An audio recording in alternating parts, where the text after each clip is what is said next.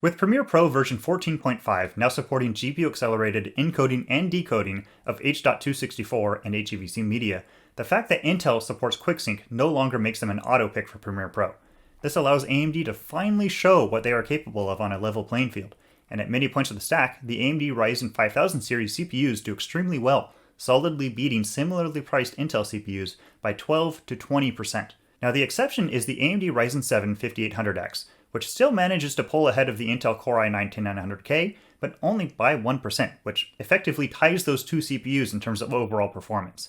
Now that actually puts Intel in a very slight lead at this price point, since being able to use QuickSync rather than your GPU for encoding and decoding frees up the video card to be used for other things like processing GPU effects and debayering red media. But everywhere else, the 12 to 20% performance lead from AMD makes them a solid choice for Premiere Pro.